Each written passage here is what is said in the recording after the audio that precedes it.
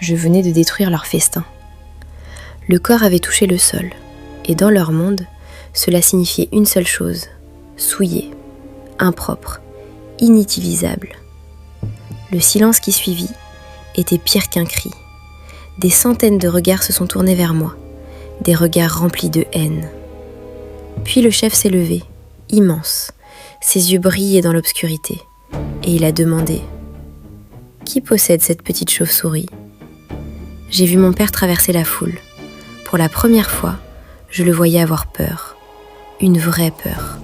« C'est mon fils, grand maître. » Le chef s'est approché lentement.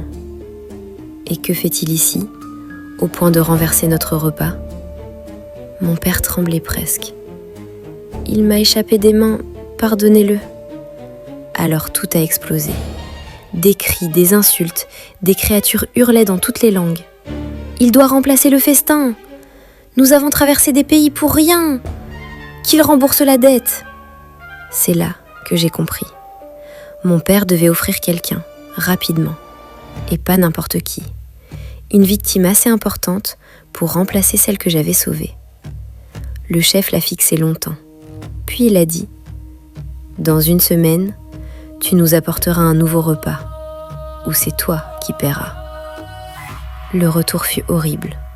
Dans la capsule, personne ne parlait. Même l'air semblait lourd. Tous me regardaient, comme si j'étais devenue un danger. Mon père tenait ma main si fort que j'avais mal. Pas pour me protéger, mais pour empêcher les autres de me tuer. Quand nous sommes revenus dans nos corps, plus rien n'était pareil.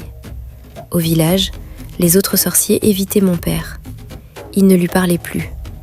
Les innocents pensaient qu'il avait offensé quelqu'un. Mais moi, je connaissais la vérité. Il avait humilié la fraternité. Les jours passaient, et mon père cherchait une victime. Quelqu'un d'assez précieux pour calmer leur colère. Puis un soir, ma mère a parlé. « J'ai mon cousin Akribi, le militaire. » Le silence est tombé. Mon père a lentement relevé la tête. « Tu es prête à faire ça ? » « Je suis prête à survivre. » Alors ils ont commencé. Chaque nuit, ils allaient à Kribi. Pas physiquement, autrement.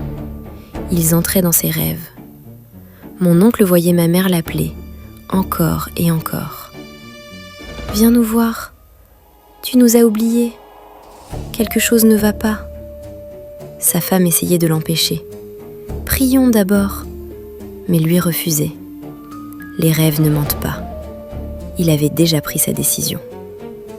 La dernière nuit, sa femme vit 2 hiboux devant leur porte, immobiles, en train de regarder la maison.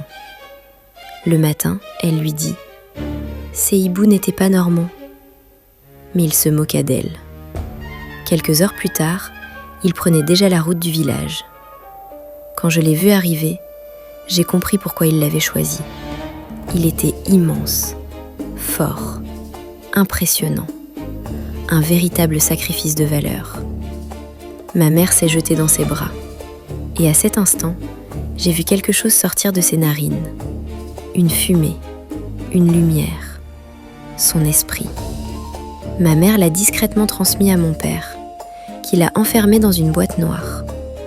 Mon oncle continuait de sourire, mais il était déjà vide, comme un corps abandonné, un mort-vivant. Il m'a regardée, puis il a posé sa main sur ma joue.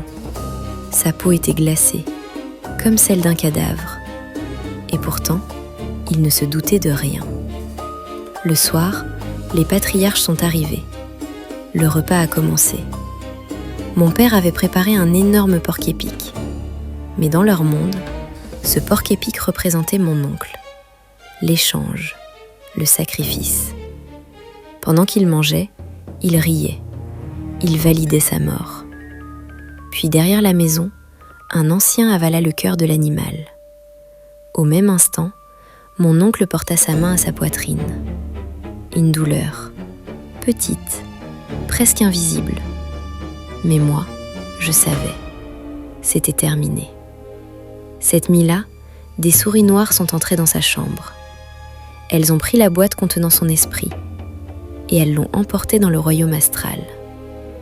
Le matin, mon oncle est reparti, fatigué, affaibli, mais toujours vivant, en apparence. Mes parents souriaient déjà, ils avaient gagné. Quelques jours plus tard, le grand festin fut annoncé. Et ce même matin, la nouvelle arriva. Ndika était mort. Mon oncle avait succombé. Et cette nuit-là, dans le noir, j'ai entendu quelque chose rire. Pas dehors, dans la maison. Et peut-être à l'intérieur de moi.